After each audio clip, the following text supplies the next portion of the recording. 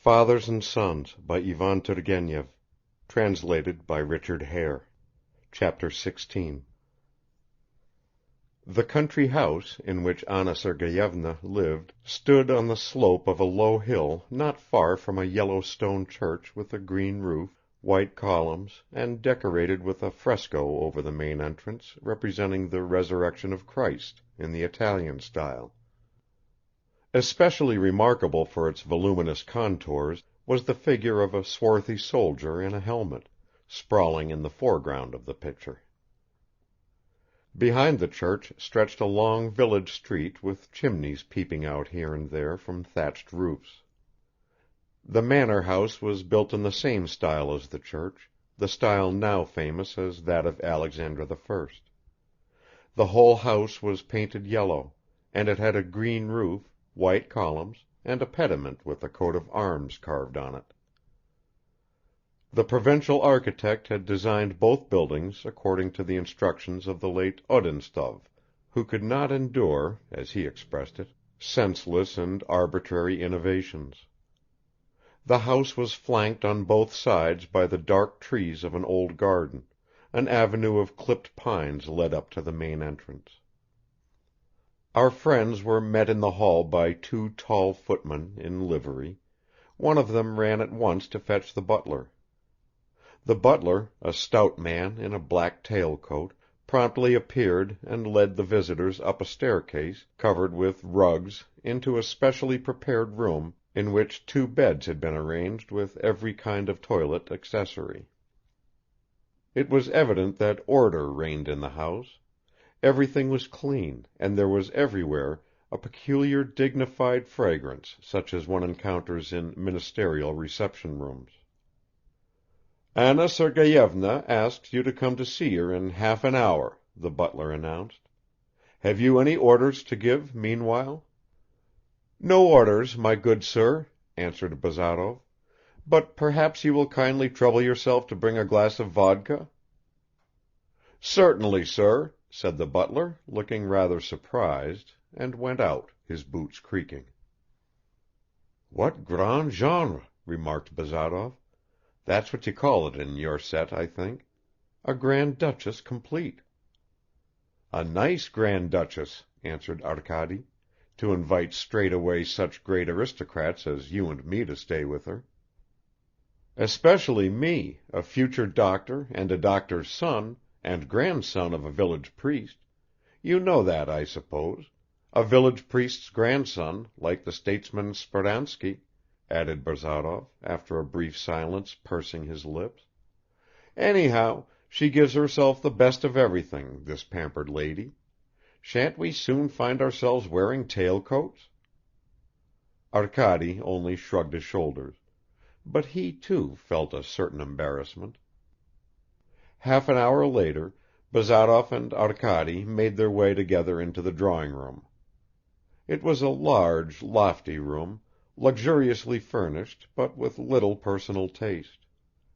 Heavy, expensive furniture stood in a conventional stiff arrangement along the walls, which were covered in a buff wall-paper decorated with golden arabesques. Odintsov had ordered the furniture from Moscow through a wine merchant who was a friend and agent of his. Over a sofa in the center of one wall hung a portrait of a flabby, fair-haired man, which seemed to look disapprovingly at the visitors.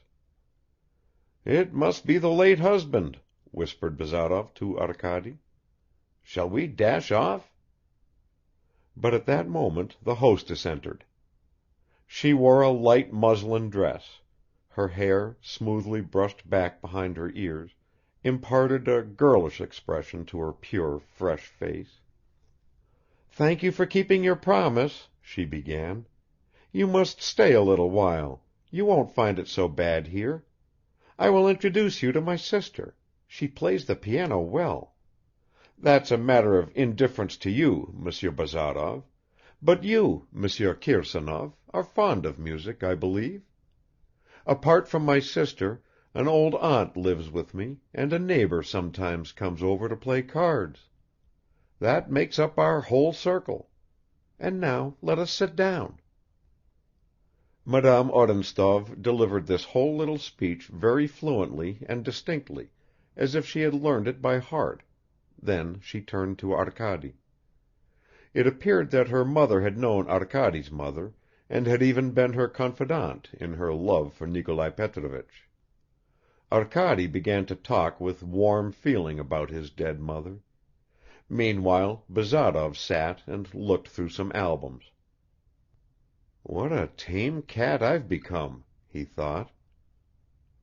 A beautiful white wolfhound with a blue collar ran into the drawing room and tapped on the floor with its paws.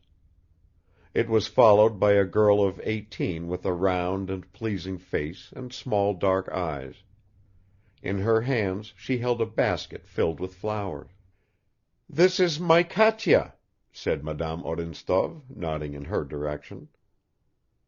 Katya made a slight curtsy, sat down beside her sister, and began arranging the flowers. The wolfhound, whose name was Fifi, went up to both visitors in turn, wagging its tail and thrusting its cold nose into their hands. "Did you pick them all yourself?" asked Madame Odintsov. "Yes," answered Katya. "Is Auntie coming down for tea?" "She's coming." When Katya spoke, her face had a charming smile, at once bashful and candid, and she looked up from under her eyebrows with a kind of amusing severity. Everything about her was naive and undeveloped, her voice, the downy bloom on her face, the rosy hands with white palms and the rather narrow shoulders. She was constantly blushing and she breathed quickly. Madame Odintsov turned to Bazarov. "You are looking at pictures out of politeness, Evgeny Vassilich," she began. "It doesn't interest you, so you had better come and join us, and we will have a discussion about something." Bazarov moved nearer. "What have you decided to discuss?" he muttered. "Whatever you like. I warn you, I am dreadfully argumentative." "You?" "Yes. That seems to surprise you? Why?" "Because, so far as I can judge, you have a calm and cool temperament, and to be argumentative one needs to get excited."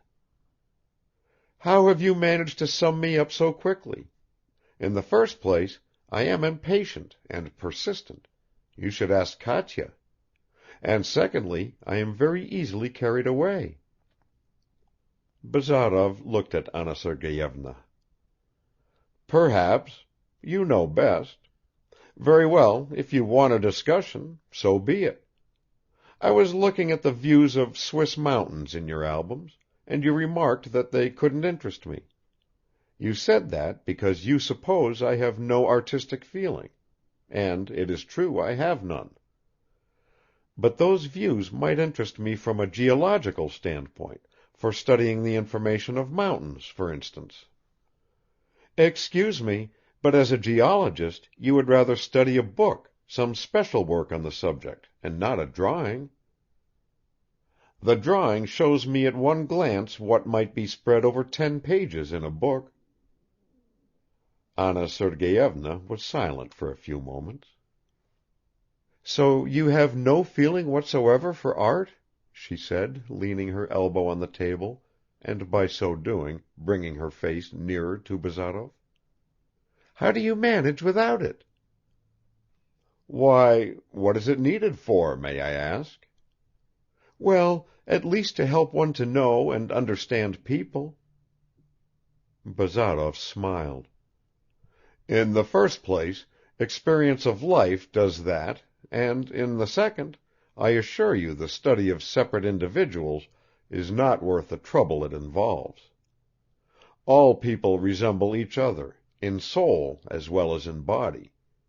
Each of us has a brain, spleen, heart and lungs of similar construction; the so-called moral qualities are the same in all of us. The slight variations are insignificant. It is enough to have one single human specimen in order to judge all the others. People are like trees in a forest; No botanist would think of studying each individual birch tree." Katya, who was arranging the flowers one by one in a leisurely way, raised her eyes to Bazarov with a puzzled expression, and meeting his quick, casual glance, she blushed right up to her ears. Anna Sergeyevna shook her head. "The trees in a forest," she repeated. "Then, according to you, there is no difference between a stupid and an intelligent person, or between a good and a bad one." "No, there is a difference, as there is between the sick and the healthy. The lungs of a consumptive person are not in the same condition as yours or mine, although their construction is the same. We know more or less what causes physical ailments, but moral diseases are caused by bad education, by all the rubbish with which people's heads are stuffed from childhood onwards, in short, by the disordered state of society.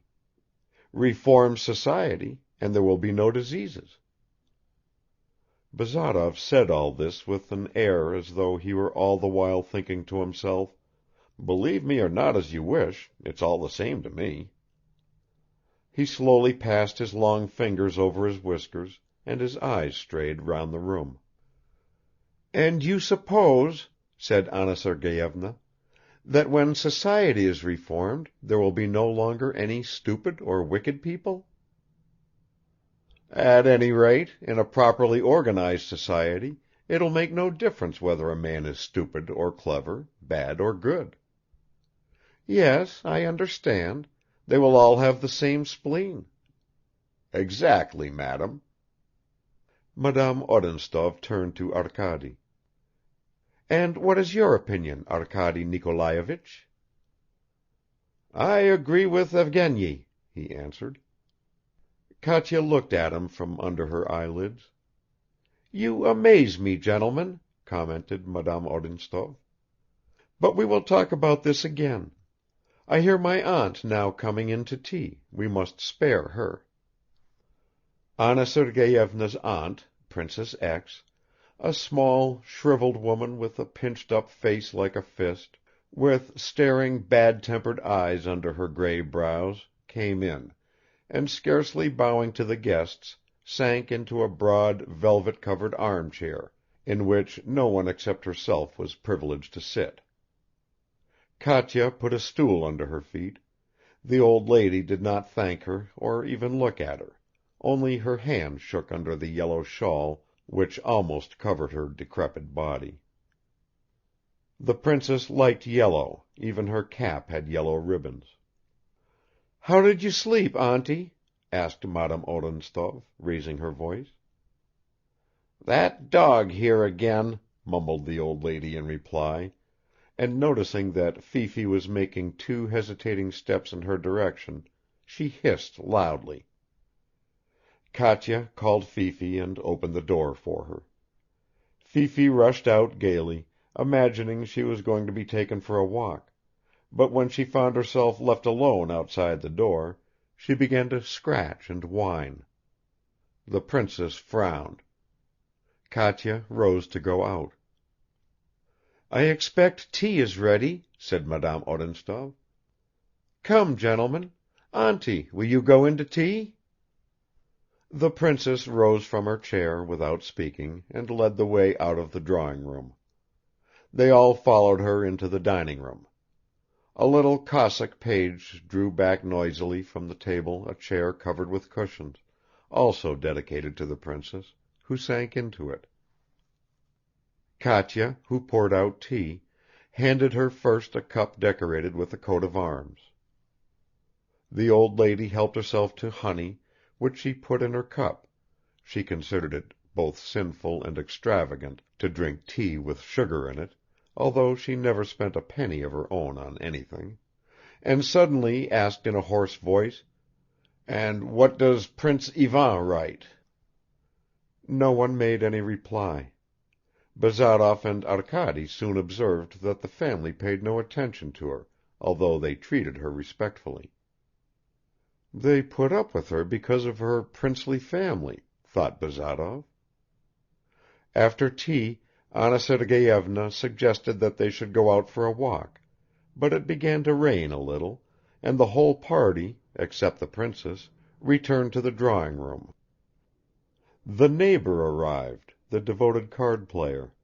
His name was Porfiri Platonich, a plump, grayish little man, with short spindly legs, very polite and jocular. Anna Sergeyevna, who still talked principally to Bazarov, asked him whether he would like to play an old-fashioned game of preference with them. Bazarov accepted, saying that he certainly needed to prepare himself in advance for the duties in store for him as a country doctor. "You must be careful," remarked Anna Sergeyevna. "Porfiri Platonich and I will defeat you. And you, Katya," she added, "play something to Arkady Nikolaich. He's fond of music, and we shall enjoy listening too." Katya went unwillingly to the piano, and Arkady, although he was genuinely fond of music, unwillingly followed her. It seemed to him that Madame Odintsov was getting rid of him, and he felt already like most young men of his age, a vague and oppressive excitement, like a foretaste of love. Katya lifted the lid of the piano, and without looking at Arkady, asked in an undertone, "What am I to play to you?" "What you like," answered Arkady indifferently. "What sort of music do you prefer?" went on Katya, without changing her attitude. "Classical," answered Arkady in the same tone of voice. "Do you like Mozart?" "Yes, I like Mozart." Katya pulled out Mozart's Sonata Fantasia in C minor. She played very well, although a little too precisely and dryly. She sat upright and motionless without taking her eyes off the music, her lips tightly compressed, and only towards the end of the sonata her face started to glow, her hair loosened, and a little lock fell over her dark brow.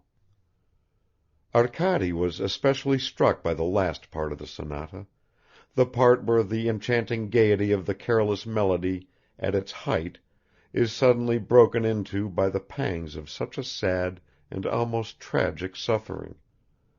But the ideas inspired in him by the sounds of Mozart were not related to Katya. Looking at her, he merely thought, "Well, that young lady doesn't play too badly, and she's not bad looking either." When she had finished the sonata, Katya, without taking her hands from the keys, asked, "Is that enough?" Arkady said that he would not venture to trouble her further, and began talking to her about Mozart. He asked her whether she had chosen that sonata herself, or someone else had recommended it to her. But Katya answered him in monosyllables and withdrew into herself. When this happened, she did not come out again quickly; at such times her face took on an obstinate, almost stupid expression. She was not exactly shy, but she was diffident and rather overawed by her sister, who had educated her, but who never even suspected that such a feeling existed in Katya. Arkady was at length reduced to calling Fifi over to him and stroking her on the head with a benevolent smile in order to create the impression of being at his ease. Katya went on arranging her flowers. Meanwhile Bazarov was losing and losing. Anna Sergeyevna played cards with masterly skill. Porfiri Platonich also knew how to hold his own. Bazarov lost a sum, which, though trifling in itself, was none too pleasant for him. At supper Anna Sergeyevna again turned the conversation to botany. "Let us go for a walk tomorrow morning," she said to him. "I want you to teach me the Latin names of several wild plants and their species." "What's the good of the Latin names to you?" asked Bazarov. "Order is needed for everything," she answered. "What a wonderful woman Anna Sergeyevna is!" cried Arkady when he was alone in their room with his friend. "Yes, answered Bazarov. "A female with brains. And she's seen life, too." "In what sense do you mean that, Evgeny Vassilich?" "In a good sense, in a good sense, my worthy Arkady Nikolayevich. I'm sure she also manages her estate very efficiently. But what is wonderful is not her, but her sister." "What? That little dark creature?" "Yes, the little dark creature. She's fresh, untouched, and shy and silent, anything you want. One could work on her and make something out of her. But the other, she's an experienced hand." Arkady did not answer Bazarov, and each of them got into bed occupied with his own particular thoughts. Anna Sergeyevna was also thinking about her guests that evening. She liked Bazarov for his absence of flattery and for his definite downright views. She found in him something new, which she had not met before, and she was curious. Anna Sergeyevna was a rather strange person. Having no prejudices at all and no strong convictions either, she neither avoided things nor went out of her way to secure anything special. She was clear-sighted and she had many interests, but nothing completely satisfied her. Indeed, she hardly desired any complete satisfaction. Her mind was at once inquiring and indifferent; though her doubts were never soothed by forgetfulness, they never grew powerful enough to agitate her disagreeably. Had she not been rich and independent, she would probably have thrown herself into the struggle and experienced passion. But life ran easily for her, although she was sometimes bored, and she went on from day to day without hurrying and only rarely feeling disturbed. Rainbow-colored visions sometimes glowed before her eyes, but she breathed more peacefully when they faded away, and she did not hanker after them. Her imagination certainly overstepped the limits of conventional morality, but all the time her blood flowed as quietly as ever in her charmingly graceful, tranquil body. Sometimes, emerging from her fragrant bath, warm and languid, she would start musing on the emptiness of life, its sorrow, labor and vindictiveness; her soul would be filled with sudden daring and burn with generous ardor. But then a draught would blow from a half-open window, and Anna Sergeyevna would shrink back into herself, with a plaintive, almost angry feeling, and there was only one thing she needed at that particular moment: to get away from that nasty draught. Like all women who have not succeeded in loving, she wanted something without knowing what it was. Actually she wanted nothing, though it seemed to her that she wanted everything. She could hardly endure the late Odintsov; she married him for practical reasons, though she might not have agreed to become his wife if she had not regarded him as a good-natured man; and she had conceived a hidden repugnance for all men, whom she could think of only as slovenly, clumsy, dull, feebly irritating creatures. Once, somewhere abroad, she had met a handsome young Swede, with a chivalrous expression and with honest eyes under an open brow. He made a strong impression on her, but that had not prevented her from returning to Russia. "A strange man, this doctor," she thought as she lay in her magnificent bed, on lace pillows under a light silk eiderdown. Anna Sergeyevna had inherited from her father some of his passion for luxury. She had been devoted to him, and he had idolized her, used to joke with her as though she were a friend and equal, confided his secrets to her and asked her advice. Her mother she scarcely remembered. "This doctor is a strange man," she repeated to herself. She stretched, smiled, clasped her hands behind her head, ran her eyes over 2 pages of a stupid French novel, dropped the book and fell asleep, pure and cold in her clean and fragrant linen. The following morning Anna Sergeyevna went off botanizing with Bazarov immediately after breakfast and returned just before dinner. Arkady did not go out anywhere, but spent about an hour with Katya. He was not bored in her company. She offered of her own accord to play the Mozart sonata again, but when Madame Odintsov came back at last and he caught sight of her, he felt a sudden pain in his heart. She walked through the garden with a rather tired step, her cheeks were burning, and her eyes shone more brightly than usual under her round straw hat. She was twirling in her fingers the thin stalk of some wild flower, her light shawl had slipped down to her elbows, and the broad grey ribbons of her hat hung over her bosom. Bazarov walked beside her, self-confident and casual as ever, but Arkady disliked the expression of his face, although it was cheerful and even affectionate. Bazarov muttered "Good day" between his teeth and went straight to his room, and Madame Odintsov shook Arkady's hand absent-mindedly and also walked past him. "Why good day?" thought Arkady, "as if we had not seen each other already today?" Chapter 17